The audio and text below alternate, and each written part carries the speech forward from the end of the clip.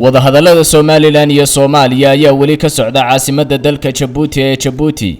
Labada dhinac ayaa magacaabay laba guddi farsamo oo sii wadi doonta wadahadallada xilli hogaamiyayaasha shirka garwadeenka ka ahayd ay ka soo laabanayaan dalka Djibouti.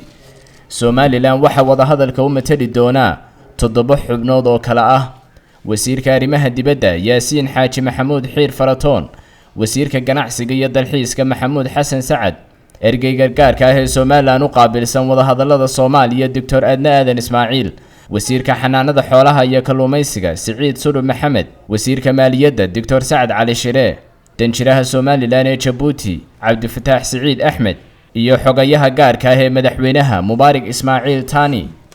dhanka dawladda federaalka Soomaaliya waxa matali doona 7 xubnood oo uu hogaaminayo ra'iisul wasaaraha xukuumadda federaalka Xasan Cali Khayre, waxaana xubno ka ah Cabdi Maxamed Sabriye, wasiirka wasaaradda arrimaha gudaha, Cabdirashiid Maxamed Axmed, wasiirka batroolka iyo khayraadka, Xuseen Cabdi Cilmi, wasiir ku-xigeenka wasaaradda arrimaha dastuurka, Maxamed Daahir Afrax, gudoomiyaha guddida madaxa bannaan ee fulinta iyo dib u eegista dastuurka, Dr. Suleymaan Maxamed Maxamuud, xeeralyaha guud ee qaranka Soomaaliya, xildhibaan Maryan Cariif Qaasim, Belel Maxamed Cusmaan, la taliye sare iyo wakiil madaxweynaha Jamhuuriyadda Federaalka ee arrimaha Geeska Afrika.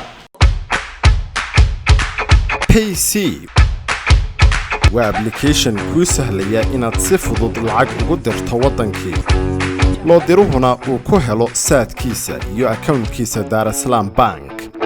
haddaba la soo deg abka payc.